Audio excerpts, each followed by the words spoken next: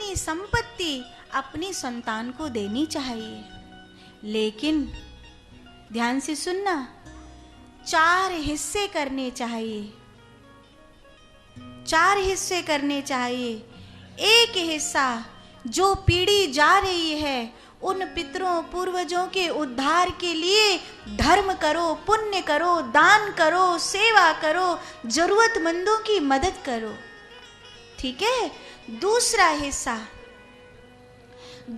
हिस्सा अपने धन का अपने लिए रखना। दूसरा हिस्सा धन का अपने लिए रखना, ताकि जब तुम वृद्ध हो जाओ तो तुम्हें किसी के आगे हाथ ना फैलाना पड़े। तुम्हें ये ना कहना पड़े कि बेटा 5,000 दे दे।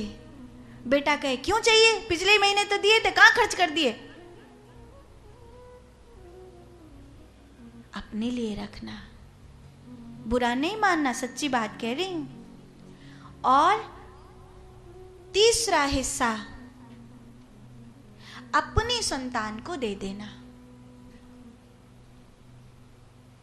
और चौथा हिस्सा राष्ट्र के लिए, धर्म के लिए, गौ माता के लिए रखना। तब तुम सुखी रहोगे। हो, एक पिक्चर आई थी अमिताभ बच्चन की,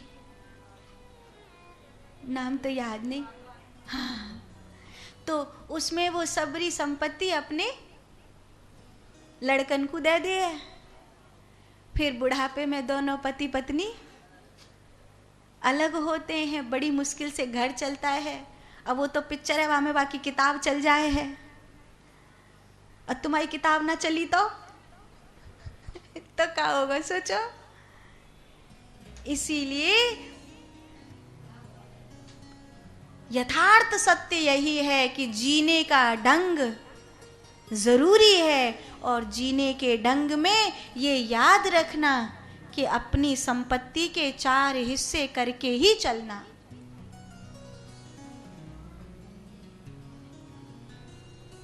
ये रामायण का सबसे मार्मिक प्रसंग है। मारवा इतना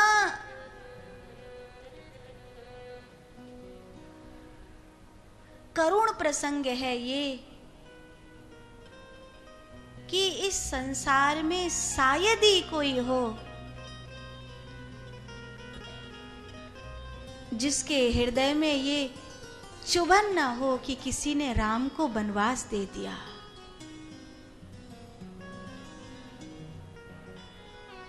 कभी ना हो हमारे राम को वनवास, कभी ना हो।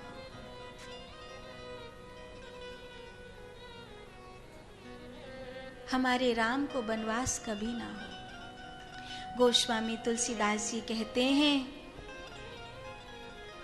दशरथ जी ने कहा कि तो फिर मैं कल ही राम को राजा बनाऊंगा। गुरुदेव वशिष्ठ ने तो कहा था कि बेगी विलंब न करी नृप साजई सोबई समाज, सुदिन सुमंगल तबई जब राम होई जुबराज। मने इसी दिन राम जी को राज तिलक दे दो, और उन्होंने कहा कल करेंगे।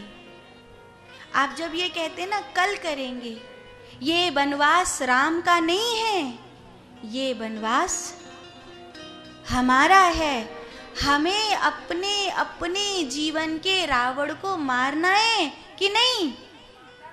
बिना अपने अपने जीवन के रावण को मारे हमारा कल्याण नहीं होगा। हमें अपने अपने जीवन के रावण से लड़ना है। जो बन गए वो बन गए। वनवास कठिन है, पर अगर वनवास न होता तो शायद राम कथा न होती। वनवास न होता तो राम कथा नहीं होती। गुरुदेव वशिष्ठ राम जी को समझाने के लिए आए कि आज रात में सब प्रकार से संयम बरतना। माता कौशल्या कुल के देवी देवताओं को पूजने लगी, पूरी रात जगराता कर रही हैं। और इधर देवताओं ने सरस्वती मैया से कुछ कहा कि करो कुछ, राम राजा नहीं होने चाहिए, राम वनवासी होने चाहिए।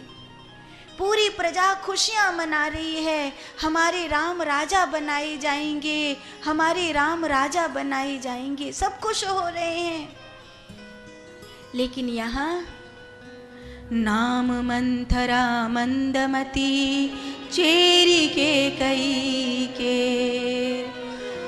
आजस पिटारी ताई करी गई गिरामती फेर, आजस पिटारी ताई करी गई गिरामती फेर। मंथरा नाम की एक कुबुद्धि है, ये केकई की धाय है, जिसे अफगानिस्तान कहते हैं। उस समय त्रेता उसको केकई देश कहते थे, द्वापर में गंधार देश कहते थे। वहां से केकई आई है, वहीं से ये उसके साथ, ये उसकी धाय है, उसकी सेवा के लिए साथ रहती है। तुम्हारे साथ कैसा व्यक्ति रहता है, इससे फर्क पड़ता है कि तुम्हारा व्यक्तित्व कैसा होता चला जाएगा। मंथरा ने केकई के व्यक्तित्व को नष्ट कर दिया। लंबी लंबी फुंकार भरने लगी, राम के रास तिलक की खबर सुनाई। केकई खुश हो गई, प्राण ते अधिक राम प्रिय मोरे, तिनके तिलक छोब कस तोरे। राम तो मुझे प्राणों से भी अधिक प्यारा है, तुझे उनके तिलक से क्यों क्षोभ हो रहा है। मंथरा कहती है, नींद परम प्रिय सेज तुराई, लखई न भूप कपट कुट लाई। तुम तो सोती हो, खाती हो, सजती हो, तुम्हें तो कुछ पता नहीं है कि राजा दशरथ ने कितना बड़ा कपट किया है, महारानी कौशल्या ने कितना बड़ा षड्यंत्र किया है। क्या राम को राजा बनाने से पहले भरत को और शत्रुघ्न को मामा युधाचित के यहाँ से बुला लेना नहीं चाहिए था? तुम्हारा पुत्र मामा घर गया है और यहाँ इतना बड़ा कार्य हो रहा है, क्या तुम्हें अभी भी कपट समझ में नहीं आता? एक बार तो केकई ने मंथरा के मुंह पे थप्पड़ मारा, फिर रोने लगी, बोली मैं तो दासी हूँ, मुझे क्या लेना देना, मैं तो दासी की दासी ही रहूंगी। तुम राजमाता बनो या कौशल्या राजमाता बने, मेरा तो कुछ बदलने वाला नहीं है। मैं तो पहले भी दासी हूँ, बाद में भी दासी रहूंगी। पर हमेशा से तेरे साथ रही हूं, अरे केकई, इस तरह तेरा सब कुछ लुटते हुए देखा नहीं जा रहा था, इसीलिए भपक रही हूं। मुझे मार क्यों नहीं देती? तू तो रानी है, उठा तलवार और मार दे मुझे।